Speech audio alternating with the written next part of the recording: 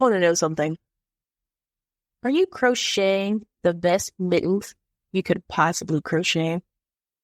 Are you staring at the window at a ladybug? Or are you annoying your family with random theories about fun fanfics that you found online? Well, you're probably in the right place. This is not enough questions. If you end up liking what you hear, tell a friend or leave a review. Welcome back, questionnaires. You know the voice. I'm Julian. My name today is Big Brother, and today we have a unique situation. We have the whole book club with us today. Josh, the returning redliner. Amarcus. I don't know if I like redliner. That's crazy, but okay. And then I'm saying that right after MLK's birthday. I don't know how that's going to go over. And then Hefe, a new questionnaire. But you know, since they're now on the show, they're all redliners. Yo. Before we get into the main question, how was your guys' last 7-ish days? And I'm gonna popcorn it to Amarcus first. It's cold. Shit. Man, the entire last week was just snow everywhere. And then my main route is my place to work and then to my girl's place and then to work and all that. So I'm like bouncing in between up and down, you know, between Detroit and my place to stay and such, right? And I can tell you it snowed basically 15 times when the weather said like, no, it's just supposed to be cloudy. It's supposed to be windy or what I know. And then it's below zero, and my heat is doing its best to try to keep me alive. And you know, but overall, it's been a pretty good week past that. So, guys, I have a job interview for another group in the next couple of weeks. Nice. Yep. And it's nice. The ADIS team. This will be ADIS team, and I'm honestly a little excited for it. I've been with my current group for about almost 5 years. I think once January came, it was 4.5 years. And I saw the position. I've been applying for new jobs for a while now because after I got my master's, I was like, okay, it's time to look for something new. And this position, which is an ADIS design release engineer, I think was perfect. And they asked for like, you know, some a few years of experience in the area role. They didn't ask for, and since I'm new to the ADIS field, I thought it would be perfect for the transition to autonomous engineering. Autonomous vehicle engineering. So, yeah. Wish me luck.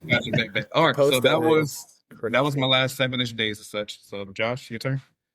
Yeah, you know, I live in Minnesota, the north like Amarcus, but the more turbulent north. Work has been good. Just trying to start and get some of the projects out the way. You know, Q1 is always interesting. I got sick for the entire holidays, then got sick again the week before this. So it feels like I'm trying to start the new year finally. Yeah.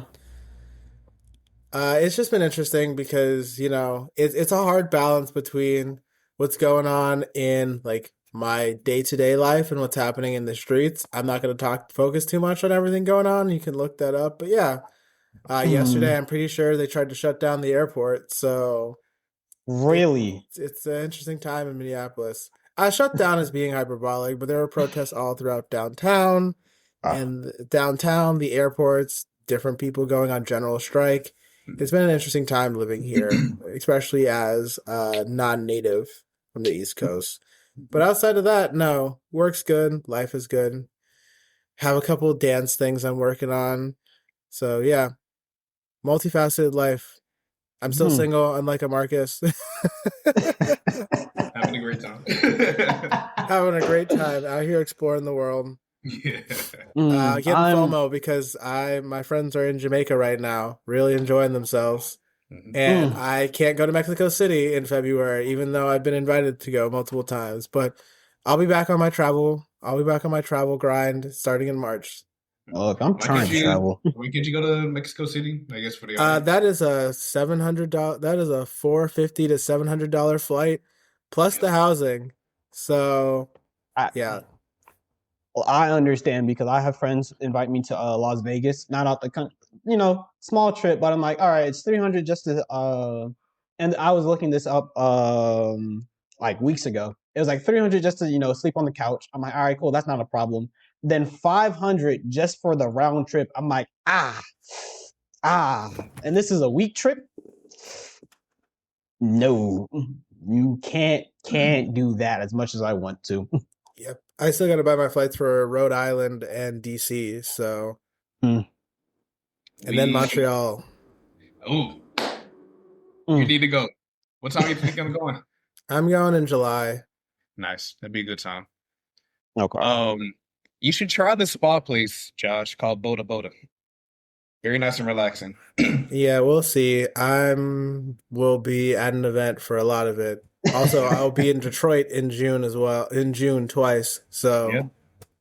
You got a place. Nice. You got to bring my place. So don't need to worry about housing if you want. So I got you. I need you to send me your address again so I can calculate that distance. I got you. Yeah, speaking of traveling, we got invited into a wedding in Mexico, but it's a $2K for everything, not including flights. $1,800 for the flights. Oh God. And then $2K for the actual reservation for like the resort and all that. And it's like, I'm going to be there for 4 days. And it's like, we'll think about it.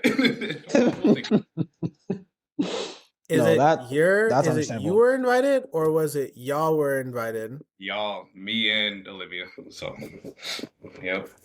Hey. Very nice. But I'll mention to the audience, Jeffrey's laptop exploded apparently, so he had to make an immediate exit. So I'll just go with my 7-ish days, and these past 7 I really haven't been doing much. I have moved into the new apartment since the last time I recorded. Actually, yeah, you guys are the first recording of 2026. So there's that. And I just been I need to get out because the past couple weeks I've set up my apartment of how I want it for the most part, and I haven't really left it for one reason or another. Because let's see, last weekend I took my car to the shop because for the past, let's say, month and a half, when I'm driving down the highway, I would just my car would just show up with an error sign. It's like the front assist isn't working. I'm like, all right, cool, that's no big deal. That's just the car just can't detect the car in front of me. Just give myself more space, whatever. The issue with that is every time it flickered, it would say brake immediately. I'm like, just no. And then it was really bad these past 2 weeks because the first time it happened, coming back from work, it flashed and everything, gave me the warning, the lights, like everything flickered off for a split second. Like I saw the gauge go like hit 0 and then pop right back up. And living in Atlanta, I'm like, yeah, that's a problem because even though it only happens for a second, I'm dealing with traffic constantly. So there's one time where I actually had to mentally think of like, all right, if I can't stop, I'm gonna have to jump into the fast lane. Oh, what is it called? The Easy Pass. The express lane. I had to jump into the express lane just so I wouldn't crash into someone. And like, yeah, that's a concern. And then coming to work the very next day, it happened like 7 times to where I was actually hitting my hazards, just to like warn people around me. It's like, yeah, by the way, something's not right with my car. Do with that information as you wish. So took it to the shop, to the dealership just to get it checked out. Apparently that issue was just because it was a cable to the battery wasn't fully connected, so it was just loose. I'm like, cool. They didn't charge me for that, but there was a whole bunch of other issues with my car, more or less. That actually I'll go into it. Need to change the spark plug. Need to change the air filters. Need brake fluid, something, I don't know. I'm like, yeah, go ahead, do all that. Then they found out something was the CV belt was leaking underneath my passenger tire, and they were like, yeah, that'll be another $600. And I'm like, I was already prepared to spend, let's just say, $1,200 with everything before they found this leak. And I'm like, yeah, that sounds important, but I still gotta eat. And I can't give an extra 500, 600. Luckily, the dealership was able to work with me, so they knocked off the highest price thing that I was already paying for. And it was like, all right, cool, just pay. We just charge you this, and you just pay an extra 200 versus an extra 500. I'm like, because I'm on the road so much, and I kind of care for the safety of me and my car. I'm like, go ahead, do it. So down 1,400 just to repair everything. But other than that, went to Stone Mountain with my cousin because we were supposed to go weeks ago. That fell through, but glad I was able to go this time just to wrap up. And that's really been it for my last 7-ish days. Okay. Yeah. I hate cars. I love them. I do, and I work in the field related to them, but I can't. Yeah, I'm like, don't say you hate cars. You of all people can't say that. You like you can't. You see what I learned is the word passion comes from the word suffering in Latin and such, right? And it's like you can't love something so much that you hate it as well because like it's BS. As soon as you drive the car, all of a sudden now you got to get like the rear tail lights replaced for some whatever reason. It's car maintenance. I hate it, but yeah. Yeah, no. I enjoy having a car, but the inconvenience it makes when I need to repair it. Yeah. It always robs me of my hard earned money. But with that said, and so I can get you guys out of here roughly in time. The question of today is actually like I said, I told you guys behind the scenes and everything. This question was not meant for you. It was meant for someone else that ended up canceling. But I like to reduce, reuse, recycle, and so that's crazy work. But okay. What part of that is crazy? I know the full context, so I'm not gonna say anything. See now, Amarcus wants to know the full context, but it's okay. I mean, he just told us the full context off full screen. Yeah, off screen. That's crazy. That's crazy about you. Off screen, the full context was this was supposed to be for someone where it was supposed to be about menopause, and I'm like, how am I, me, 27-year-old male, gonna talk about this? And Tyler still wasn't a host, co-hosting, because so I'm like, So the question, with that said, is hold on, let me read this because are you still you if your body and mind are still changing? I guess that depends on your definition of who you are, and it's like, definitely, like I was saying before, I shift the Theseus question because it's like, what does being you entail, right? Are you as your ego? Are you as who you are in a certain moment? Because honestly, if your body and mind is changing, then you yourself, in my opinion, you yourself are changing. You're just becoming a new version of yourself. Right. Adapting, destroying the old version of you to create a new version. Becoming the ideal version of yourself, if you will. You're gonna lose a bet. But I think yes. Are you still you if you're still changing? Because you guys may have heard this myth. I have not thought about this question since it's been brought up to me, so that I'm really just thinking about this now. And you're shooting from the hip. That's good. Oh, absolutely. And I think yes, you are still you, even if you're changing. Because it's in a real strange way, it's you. It's I guess I want to say it's kind of like quote unquote destiny. Like it's you were meant to be this person. You from your environment and everything. This is the you that you became. That's what I want to say right now, but I feel like I'm going to There's change that no answer. you that's youer than you. So I guess, Julian, your definition of you encompasses all of your experiences and even your future ones and such, right? Yeah, like this is you. Like because if your body and minds are still changing, case in point, I don't know why this always happens when you're on the. I bring up my tendon.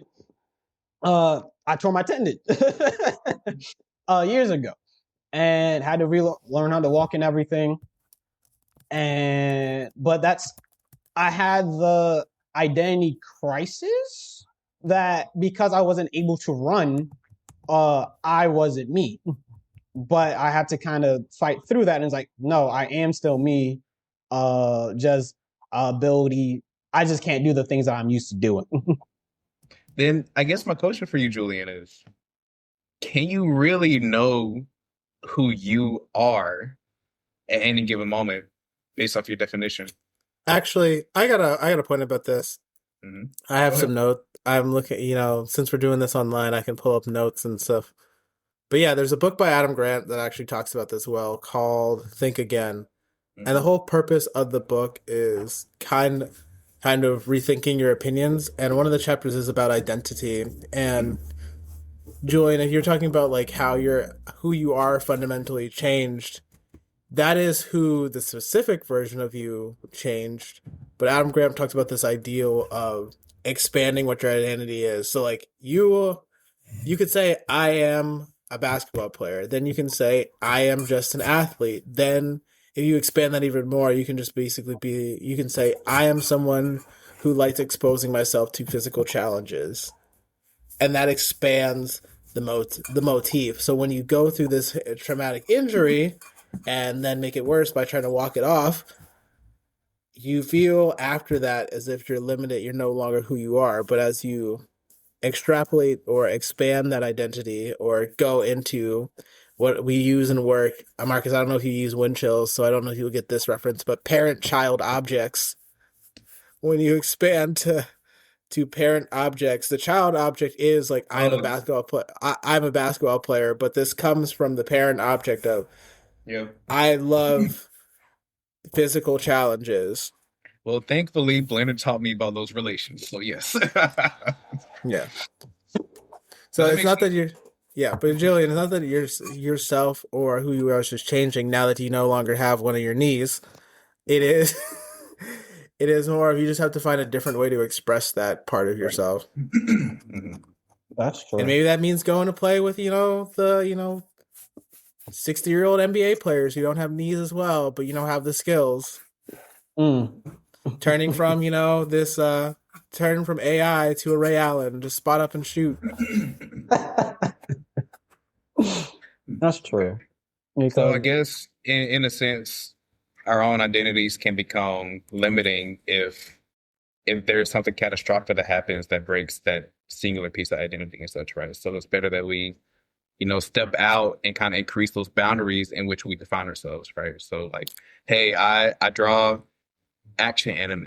I'm a person that enjoys drawing, people, doing these physical challenges, or to which I enjoy creating pieces of media that invoke a piece of passion within, other people, right? So stuff like that. And then you also got to understand what motivates you. For like some people, are you looking at like, I enjoy my own endeavors and interests, and it's more tapping into this feeling. Or as some people look for the external things of like, I want to complete this goal, this goal, this goal, this goal, and create these systems to achieve that.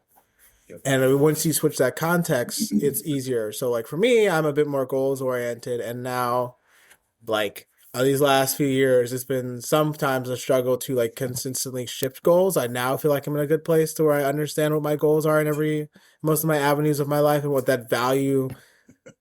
I'm a former debater, so I can use the term value criterion of like my goal is like my like objective is hitting these goals, but some of these goals are more abstract. So I'm rating that on this sense of like freedom or personal availability, and that's how I create. So if like I do dance, and my goal is to be able to express all my ideas and that stuff with any level of person I'm dancing with, and that comes with time and dedication.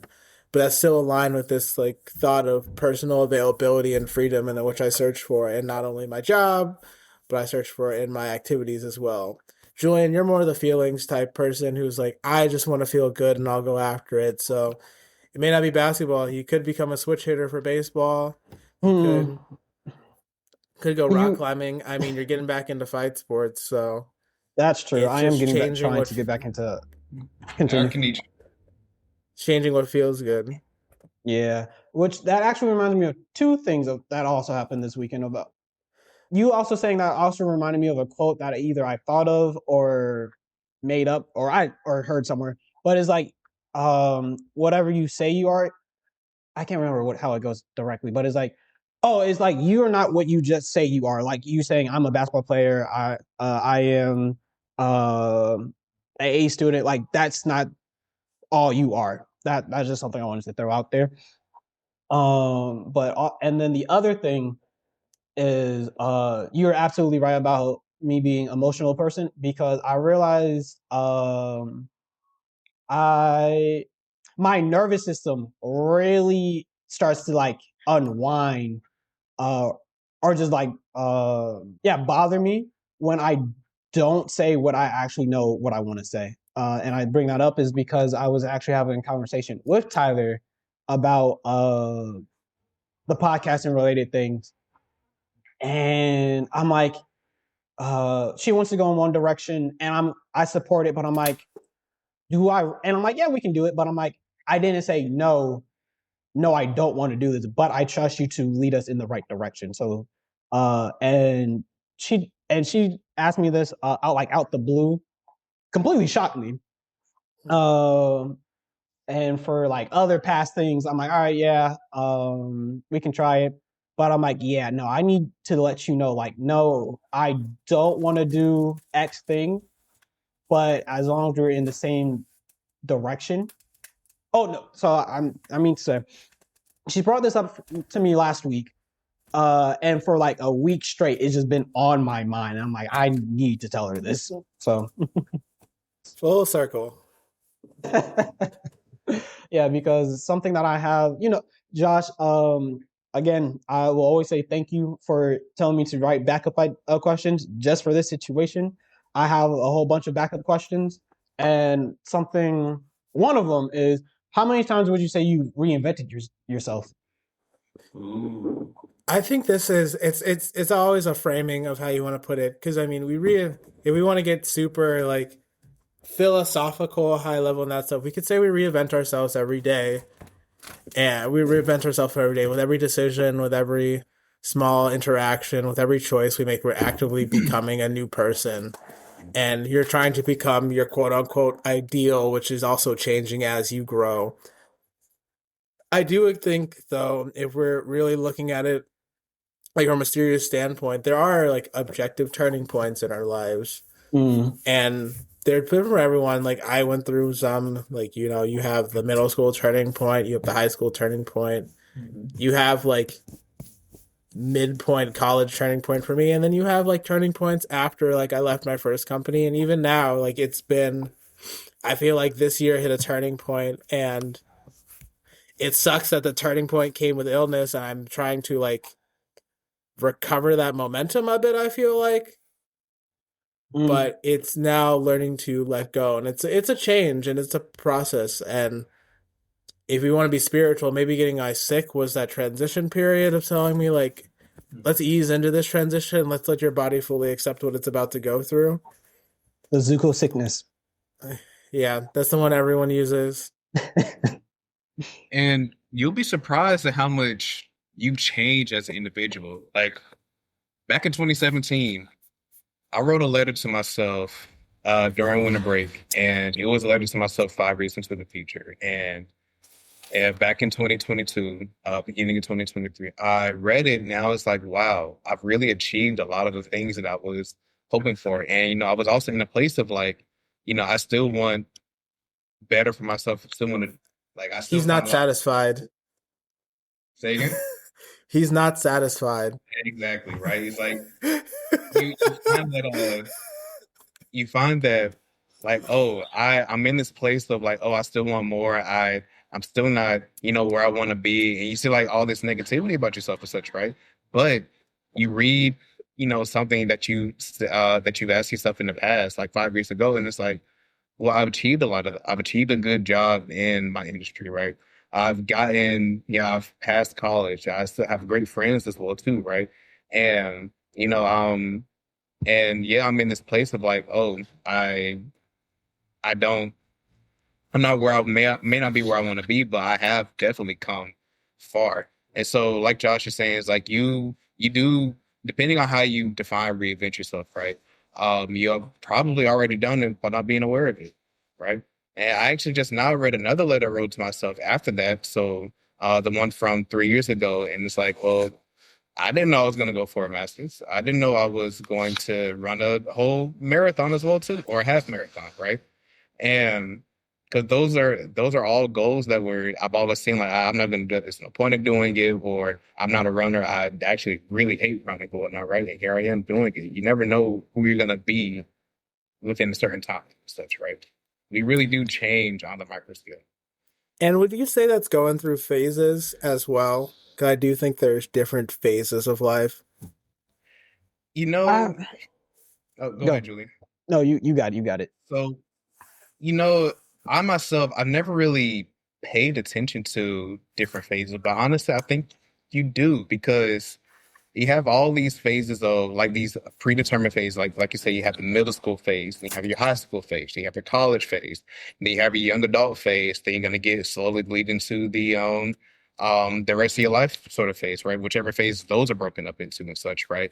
And you have all those changes that will come with entering that new phase of life and such, right? It's like you like a lot of these changes are, in my opinion, are also something that you can't really stop. Like you have a plan, of course, and how it will go, but it's going to happen either way, right? Because you're going to have a different mindset between middle school and high school because there's going to be a different environment that you're going to be in that you need to adapt to and such, right? Same for between college and high school, between getting to out into the industry and versus college and such, right? And so with those phases, I think come with a lot of you're going to change if you're going to want to keep like a good standard of living, if anything. And that's just on a very basic, non-emotional level. And let's expand the standard of living concept because I definitely agree with you with phases, but let's expand on that concept. Those phases definitely come with different ideals because I think a lot of earlier life, especially as people of color, just these black men, if we even want to go deeper, is about creating this sense of security. Yep. So some people usually either distract themselves or usually we're choosing one area of development at a certain time. So like for a long time in those early sessions, it's focused on career, get yourself together, focus. And we all took different stages of learning to like develop different parts of myself. So like I'm just now exiting the phase of like learning how to live life, I always feel like. Because like, like in college I was hunkered down, do all this stuff, be consistent, and then COVID, we act like it didn't happen, but it started people to reflect. And I was like, I need to learn how to manage this aspect and have these things of which I prioritize or diversify streams of success. Everyone talks about having multiple sources of income, but I also think there is a diversity in how you succeed. So like, for example, we built our book club, which is one area we're like constantly seeing personal development and leading into communication. I have a new role where it's like, okay, I can actively metrically track and have this sense of freedom within it. Then we have volunteering. Like this year, I'm really trying to volunteer and I'm trying to volunteer at least once a month.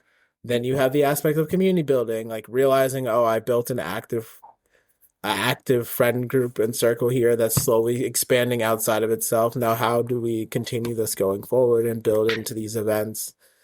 And then, I have my dance world where I'm like running, where I'm participating in events here, training like 4 days a week, traveling, maybe starting some media production.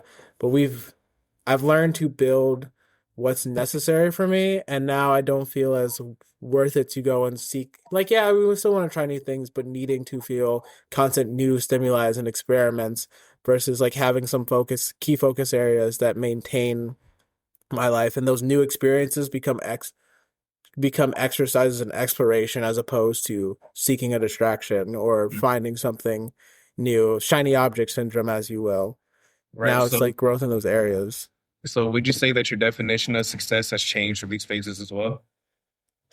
Yeah, I would say it's changed, and it's you still have the external, and this is where we kind of go back to something we were talking about earlier, emotional versus logic, in the sense of like I am that more logic goals oriented person, like searching for constant improvement, that stuff, but they become more diversified in what that looks like and how you can measure that on not only a quantitative but a qualitative scale.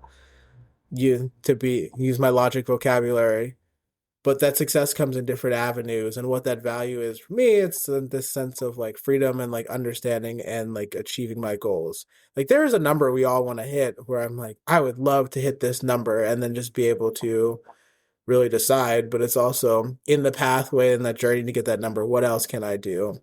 And through all these different experiences you meet different people. Like again, I've met people who are professors at local universities who, I kid you not, are on a plane every other weekend to a dance festival.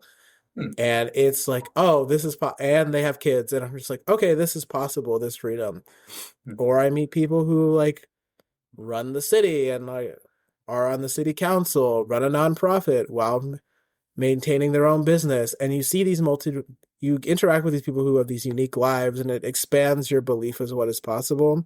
I think sometimes, especially again, Black community, Black men, we're given this limited experience, and that's one of the benefits of social media, or just why I believe everyone needs hobbies. Or I'm very big into the third place theory of like having that a lot of people will have work and home, and their hobbies or everything kind of culturally exist around what they do. Like we're all engineers, so a lot of people will be like, oh, I go to work at home, and then I have NESB, or I have my American Society of Mechanical, or in Julian's case, civil engineers, and that's a lot of what they do, and they find this ecosystem, but it's limiting their exposure to not only lifestyles, but exposure to different types of people from different income brackets, different racial and ethnic backgrounds, and just different life positions.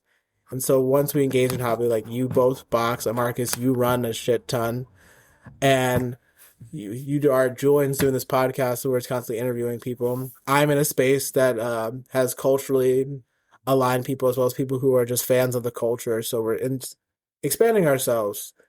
And because of that exposure, your definition, like you said, when it comes to yourself, when you're changing yourself and what that ideal version of yourself is and who that is, your definitions of what you believe have to change, whether that's success, a good life, what it means to be free, your definitions of who's an enemy, what motivates you, all those things start to change with the more interactions you have. And you have to start, as you grow, have to not only expose yourself to new things, but also figure out what interactions are worth limiting. I was going to say, to piggyback off that, I was going to say, absolutely, that you have to, well, going back to like the whole phasing and everything, I will say, it's not even phases, but it's like learning life's lessons of whatever it throws your way. Yeah, because you guys know my story. I've had to I put it like this. I've dealt with the same problem 5 times in 4 different locations. Like so yeah, I needed to reshape how I carry myself and what I allow once I've seen that. But going off your point of also expanding your circles, maybe this is the point, but I know for me specifically, I knew I try to not change myself going to college, because there's always like on TV is like you see it's like, oh, I can be a new person, I can make a new identity, blah blah blah blah blah blah blah. I'm like, no, I'm going to try to remain myself as best I can. Like I'm not going to create a persona for just because I'm in a new area. So then I guess my question is, to go off of what you just said, how far should we change ourselves, or what's the limit of reinventing ourselves? I don't think there is a limit to how far you can reinvent yourself. I think it really until the day you die, you should probably ideally keep learning to change to get better if that's what you're trying to do. Okay. All right. And there is some point of like you can change, but there I think are certain core things about yourself, maybe what motivates you or what activates you that may change, that may not change. So it's also understanding how do I return to zero in these moments, and am I still aligned with my path? Or like understanding, am I just doing something because I need to do it, or am I doing something that actually agrees with me? Because in those sense of, as long as it not and agrees is kind of a wishy-washy word, but the sentiment is more something that actually gives me 100% alignment in what I'm doing versus I'm doing this because open. And I've struggled with that as someone who's been thrown different opportunities and things, and having to one not only accept them but not have this imposter syndrome about it and really lean in. So to give an example from recently, I recently got offered a chance to be a special guest at an event. Now, financially, I could not, it was not in my best interest to attend, even though I could have, but also from like a spiritual perspective, I do not think it's the right time for me to hit that level. Just because I know with that comes with expectations. And there's a part of me that's like, okay, like my friend Jess was like, oh no, you're looking down on yourself. I'm like, there's a part of that that's true, but there's the other part of it. What that status means on a community perspective comes with expectations, and I'd rather be able to not fulfill others' expectations, but live up to that what that name means on like a mass scale. Mm-hmm. Because I joke, but at a certain point, because we're also in specialized fields, you start to think of yourself as, oh, I'm behind, or oh, I'm not as good as anyone else. And I don't believe that comparison is necessarily evil, but you got to put it in perspective because, like, You know what? You don't know what the other person's going through. Yeah, but not in that case. I'm like, we're black men with engineering degrees. Like from a percentage wise, that's kind of rare. And we have to accept that. And Amarcus, you have a master's. I work for a medical device company. I'm with the Julian, government. you work for the government. Like these are rare and far between on like a mass scale. So when you put in that perspective, like I'm doing well. And now with dance, I'm like, oh, I'm acknowledged by people I respect. I found people I want to train under and really master the craft with. And my favorite compliments have been like you provide a healing space, you listen, and then actual perspective from people who have like 20 years in the game saying you are amazing for where you are at the time. And like that's healthy perspective. And I think that's where I'm like with this when I got offered this opportunity, I'm just like, okay, I want this to be around the time when not that I have the accolades, but when I feel comfortable and can say like, this is what I'm presenting. I can introduce myself, and it's not this expectation. Because at that point, I'd be getting compared to people who are like instructors, who are like one Jack and Jills, do all this stuff. I'm like, I don't want that comparison for myself just yet, especially in a place where I don't speak the language. No, that's fair. A lot of I want to say growth, knowing what you might put yourself into, and it's like, you know what, I'm going to choose not to accept this, or just go back when I'm ready. Yeah.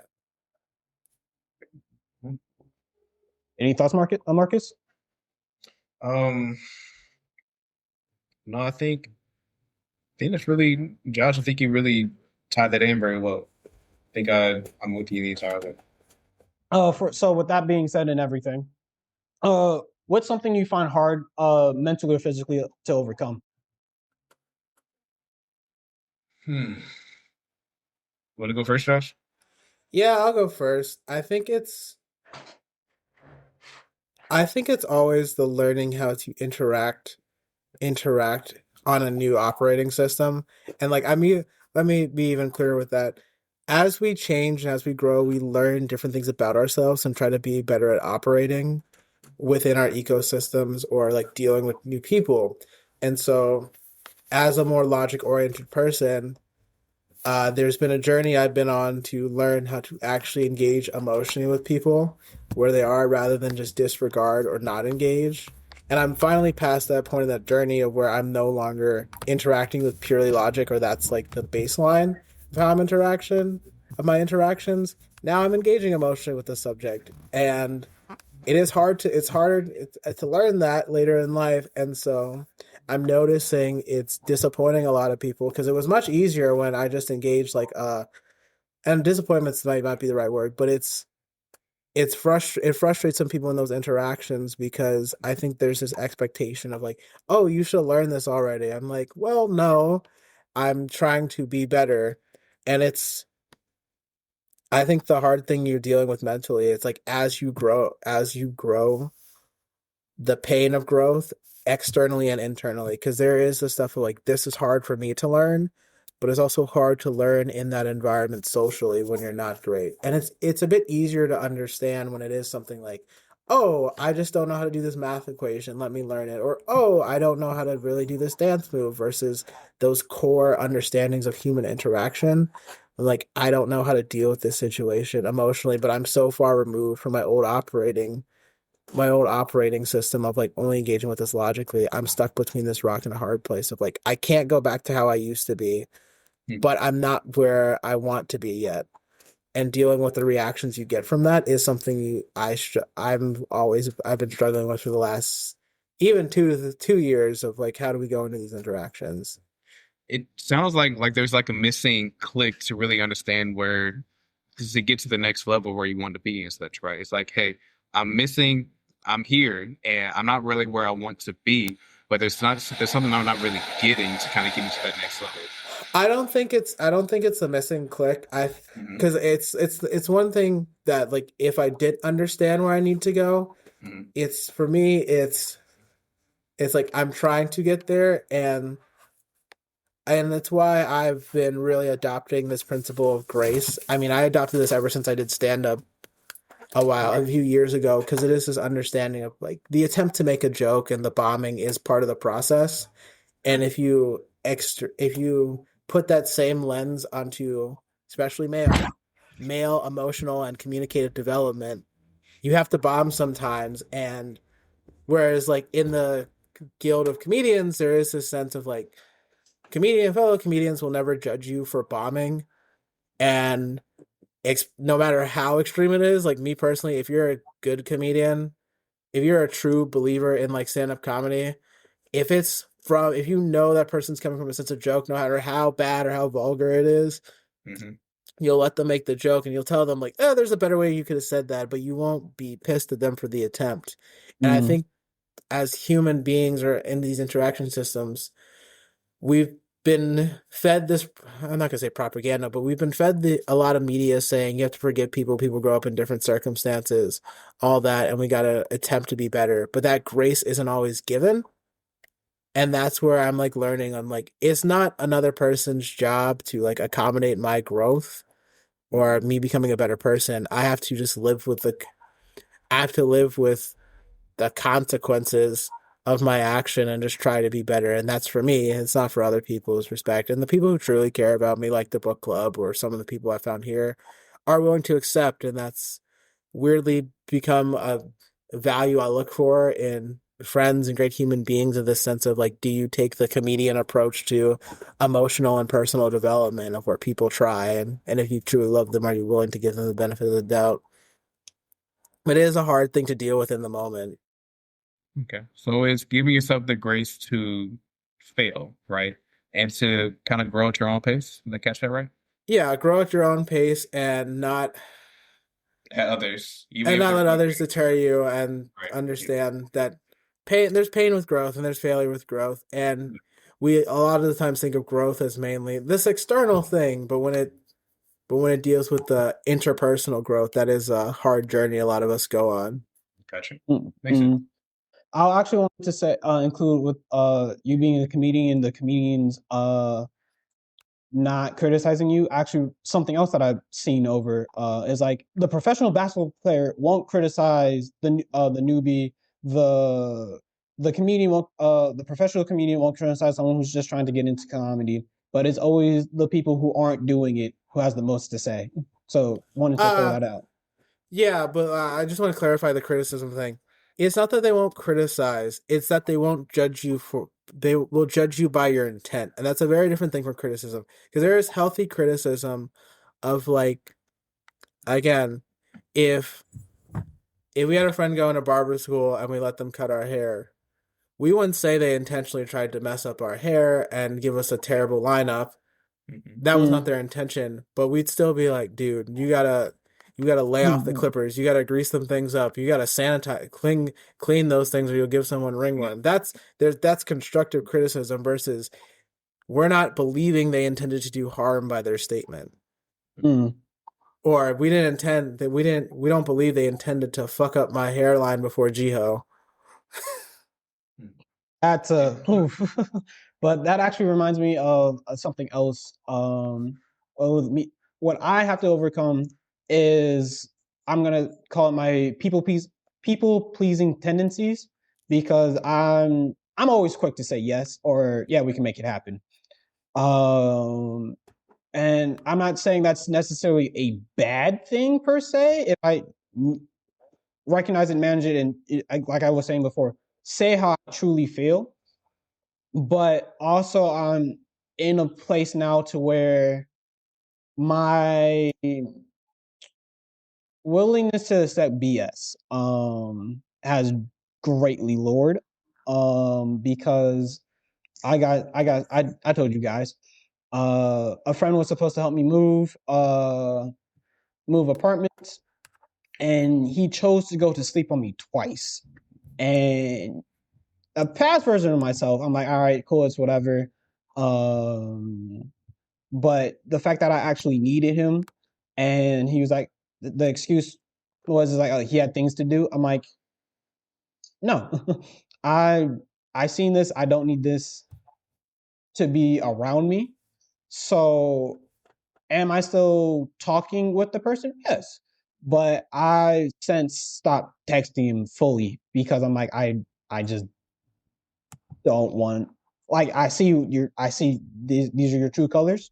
I just don't need that around me. I don't want that around me. So it's hard because I'm not trying to give mixed signals, but I'm also like, no, I'm good on this. Is it, I'm gonna ask this question and I want you to answer it seriously. Like, do you rank the people you associate with in your life? Do you have But tiers to how you see them? no, ranking as like this, my, like, what do you mean by rank? Let me before I like. Do you have people you prioritize based on not like this? And let me clarify, I'm not saying this from a transactional nature, but in the sense of like a value alignment, who they are, what they've contributed to your life, and understand what you're willing to give them. No, because I say it with friends, I'm like, time and distance doesn't just define my friendship. We could not talk to each other for months at a time, but I'm still willing to help you out if you just say you need me. But we say time and distance, but do you define what those relationship levels are? And the reason I'm asking for you, because I do think there is something to understanding the depth of your relationships and what you're willing to give people. Because I think there are some people who like I can talk to I see on a daily basis where if they ask me to help them move, I'm like, no, because I don't know you well enough, or it's just like, this isn't the level of depth versus, again, I had a friend at the time who, like, you all know, I had known it, like, I had literally known for 4 months, but we had developed a relationship and like we had really given, and she had helped me through some things, and so I just said yes to helping her plan her wedding. Like, and it aligned with my skill set, as well as it's a person I at the moment cared about and was investing heavily in my life, and I was investing heavily in hers. And this is why I think for you, maybe I'm asking these questions of like, you have to define your relationships and also understand maybe how the things you're asking them align. Because like, you wouldn't ask a friend you barely know who did like street medic training to like clean a bullet wound for you, Oh yeah, absolutely not. But like a doctor friend you've known for ages, you'd prefer them to maybe do that and take care of your child after. And so I'm asking you, like, do you maybe not rank your relationship and friends, but define those relationships and what boundaries what boundaries you put upon what type of person this is? Right. And there's nothing wrong with that too, just to say that, because you come to a point in your life, it's like, okay, this friend that I have in front of me, who are they to me as such? What would I do with them? What would I not do with them as such, right? It's like if I needed like an emergency place to stay, would they be a place that I would, right? Or if they had an emergency and needed help, would I be okay with allowing them to my house as such, right? So it's okay to do those sort of things to understand the depth of your relationships. To answer your question, I think if I'm getting to the point, I still want to say no. I don't rank the people I'm close to, but when I'll put it like this, because this is the situation. When I truly need you, because I don't ask for help often. When I truly need you and you choose not to help me, and I reasonable, like if you had a reason, like, oh, something popped up, blah blah blah blah blah, that's understandable. But if I can't rely on your word, why should I trust you for anything else? That's kind of what that is, because And that's the a fair person point. because the person did say he was going months in advance, or let's say weeks in advance. I asked them to help me, and I'm like, hey, rather I said it or not, I already knew there was 5 items I personally could not move by myself, and I'm like, hey, you help me with this, and he's like, yeah, I got you. Day of, he was supposed to come to me, and the thing is, I know the path he takes. He needed to pass me, so he actively chose to sleep. And then the second day, he was like, yeah, I got you. I'm just gonna do this one thing, and then come help you. And I don't even ask about it. I'm like, all right, cool. It took until the end of the day for me to ask him, like, where are you at? He's like, oh, my day went longer. I went to sleep. I'm like, okay, cool. I don't need that in my life. So that's why I'm like, you show me your true colors.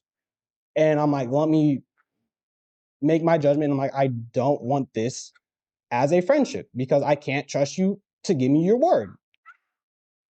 If that makes sense.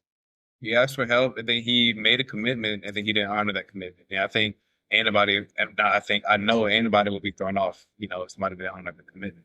Right. So Yeah. And there's a difference because I mean, I've definitely been a person who's not honored commitments, and I've justified sometimes it being a values thing. And that's where I've learned, and maybe this is not the instance for it, but going forward, I challenge you to, like, I do believe everything is a choice, but it's understanding the rationale from the choice does make things easier.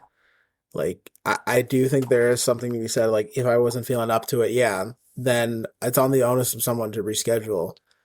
Like, That we talked about this when we read Logan Urie's dating book, in the sense of, like, if you cancel once, I'll reschedule. If you cancel twice, if you're really interested, it's kind of on you to make an effort. And maybe not twice, but there has to be a point of where it's not transactional, but there's a mutual exchange of it wanting to be. And with relationships, they say it's 100-100. So, like, say friendships are 75-75. There's levels to this. Me and Megan have talked about there's levels to different friendships, compatibility, and that stuff, and where it can grow. But, like, true friendships, there's levels to how much you're willing to give to a person, and you can only give so much. Like, people talk about abundance, but there's only so much you can give of your time. But they do have to be like, we're mutually trying to give, and we can't give the same amount at every time, but we have to still be mutually able to give. And so, like, judging the rationale of why someone may have bailed out is something I oh, need challenge to do. oh, absolutely. And the thing is, I don't want to feel this type of way because the other thing is the lack of communication. That I realized lack of communication is the fastest way to piss me off, because if he didn't want to help me, he could have said it at any moment in time. Whether it was a valid reason or not, he could have said something. It was the fact that uh 6 p.m. was waiting on him, just like, hey, you still gonna show up? And he's like, nah, I'm staying in for the night. So that's another thing that I'm like, yeah, I'm good on this. Yep. But Finding it like 5 minutes before it needs to happen is not fun at all. Because you have plans that's surrounded around this person. Like, what if you needed to lift a couch of the house and all that, right? And you can't do that by yourself. And what if he was the only person? Now what? Literally what happened. Continue.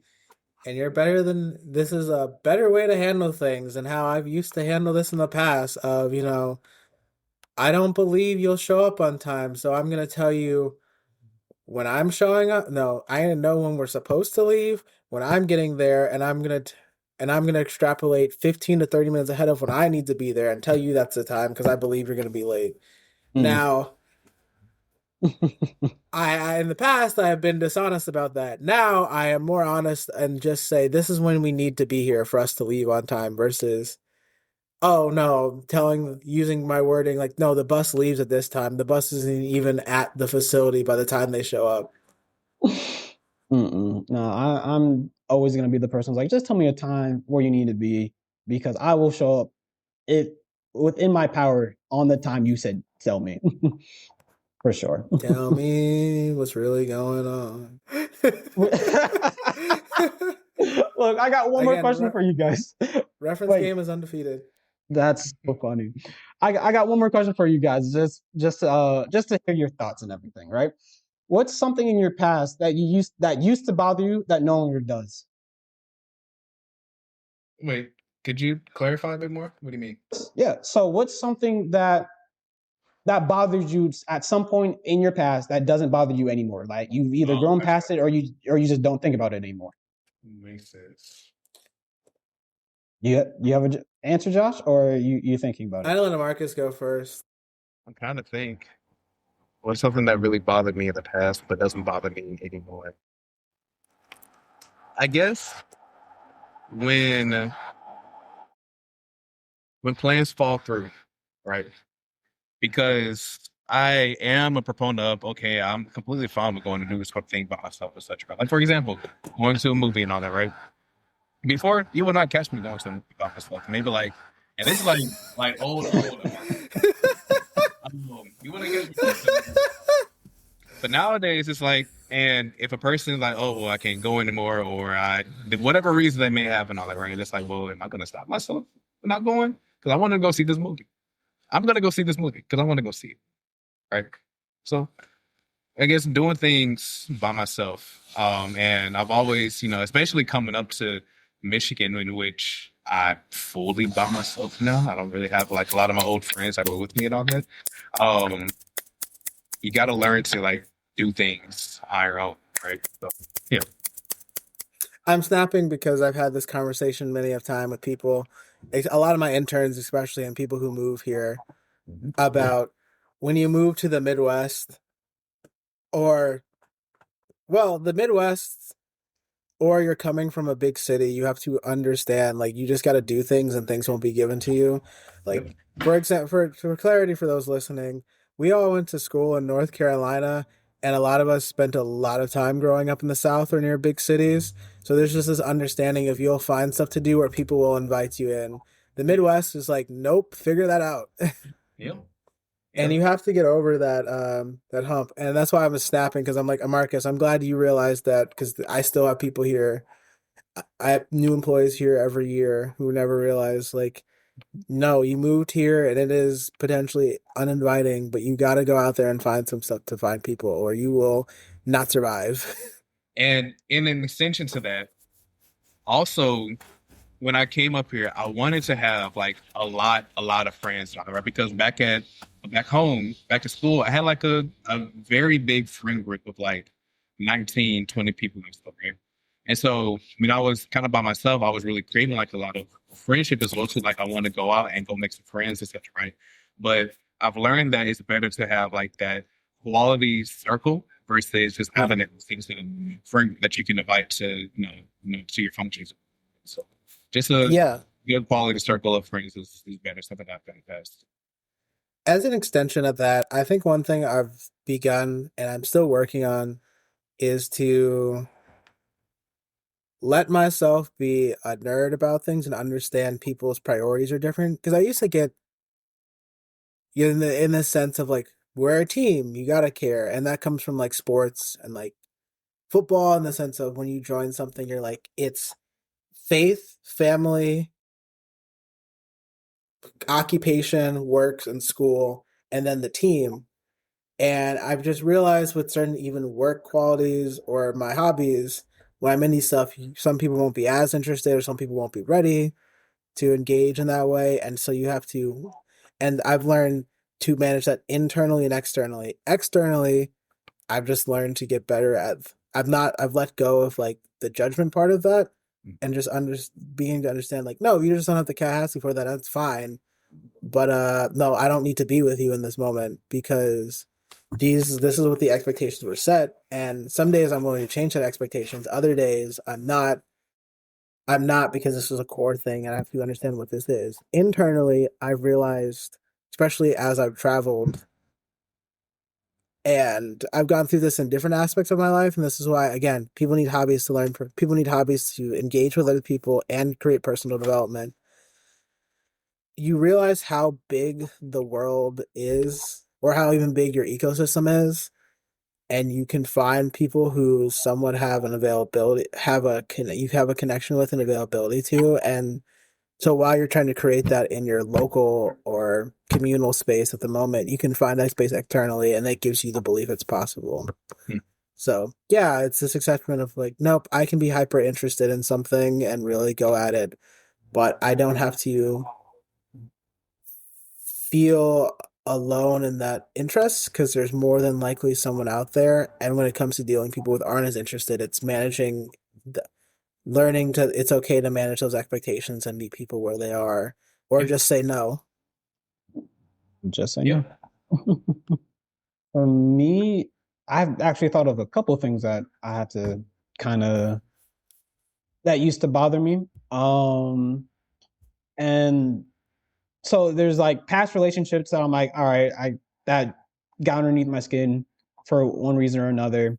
There's my family relationship, which I'm not gonna get into here, but I'm like, all right, I'm just at this point, I'm just listening. I'm just to get both sides of someone's story, not to pass judgment, not to shun them or anything. Just to get information, just to hear. But something that that used to bother me was actually being able to fail. From being an AB student in high school, moving into college, getting my first C was like unheard of. So I'm like, oh, I need to be better at this. And so I actually retook the class, even though I didn't need to, because you know this famous saying, C's get degrees. So that was No, I'm saying this because I'm proud, because like me and Julian had this conversation. Wow, before Marcus, you knew Julian. Like me and Julian had this conversation before, and this is an acknowledgement of growth. And I'm just like, damn, I forgot about that. But yeah, that's something that that doesn't bother me so much anymore. Failure.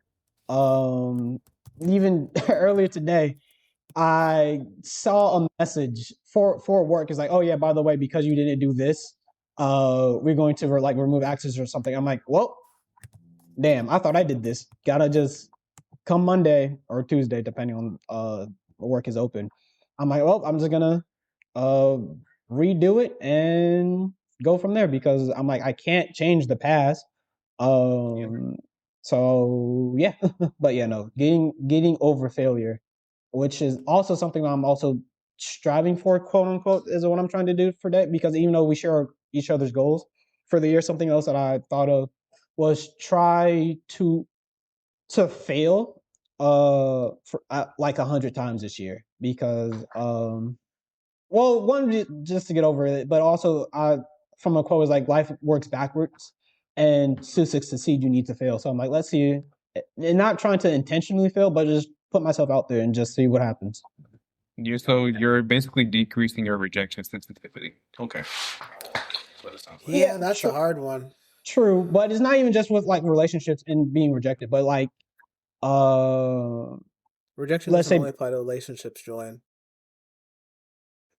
touche. You got me. You got to expand the context. You Diction is got me key, there. but contextual understanding is important. You got me there, but yeah, no, that's what I'm trying to do. I've seen a dude online where he just goes and like walks around and it's like, hey, can I try this? And the person is like, sure. And like they're not things that normal people would do. It's like he was walking by a person like laying breaks, like, hey, can I help you out with this? And a lot of whenever he's asking these questions like these random people, a lot of them say yes and everything too. So that could be one way you do that, Julie. Just go out, touch some grass, see a person doing something in the garden, like, hey, can I help you out? And then see how that goes. If they say no, they say no. The worst thing they can say is no in a lot of cases. Right. Oh, if they threw a brick at you, I think that's the worst that could have happened. Can I help you? Brick. Don't fear the rejection. I mean, that's a rejection in some, Julie. Bob and weave. Bob and weave. Bob and weave. Don't forget, your art history's strongest disciple, man. You got it. Sorry. Yeah, I started rewatching that yesterday. I was like, wow, this show was wild. I want to reread it. It's been a while. But it's funny you say touch grass because I can't remember if I mentioned this, but like I said, I've just been a sloth in my place since the new year. So I'm like, I really do need to get out. So that's and you have warm weather, so you have no excuses. Actually, no. This weekend is different because there's a winter storm coming through half the country. Most regular winters, you have no excuse. Me and Amarcus will be going outside today in negative 20-degree weather. Exactly. Mr. You got like 40-degree weather most of the time. You'd be all right. Go outside. Yeah. No. I say he can go outside. Like, if you go outside, walk. Do not drive because Southern people can't drive at the slightest bit of white snow, just like people up north can't drive with rain here. It's so weird. It's like, I don't understand. Yeah, I understand. You hear like a good 20-car pileup that happened on the interstate and everything in the snow, but you hear like a 30-40 pileup happen because of some rain. I'm like, it's because our roads are also made out of cement. The cement blend and the fact that we have non-reflective paint is insane to me. That's very interesting. But that is the time that I did ask for you guys just before. That way you guys can get out of here and everything. Before you guys go, the floor is yours. I'm going to start with Amarcus. You got anything to share, promote, anything? Well, guys, I guess two things. First is I'm proud of both of y'all for your journeys and how far you've come. Julian, I didn't know you too much in college and everything, right, man? But you told me about your story and your journeys, and you can definitely see a difference of who you are today versus who you were before and whatnot, right? And you should be very proud of the walk in life that you've had, right? Or that you're having. I don't want to say had, like No, I get it. I appreciate it. You're going to go even further, later down the years as well, too. So be very proud of, where you've come and where you're going to go, stuff, right?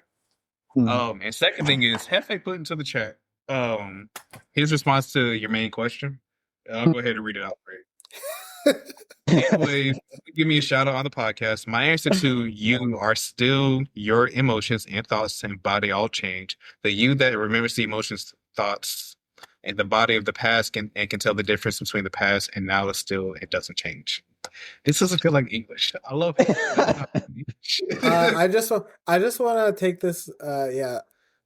take this quick moment to just take a small jab at you, Amarcus.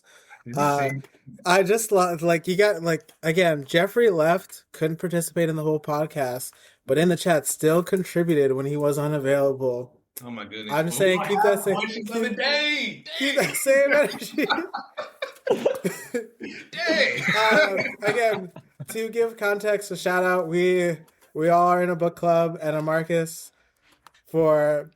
There was one time where Amarcus recommended a book, and we had about 8 meetings on this book. Amarcus only showed up to the first and last one. Man. and offered no comment. And yeah. And this is, again, to give you context, we don't meet every week. I think this was like a 16-week span, and he missed more than a quarter of a year's worth of meetings.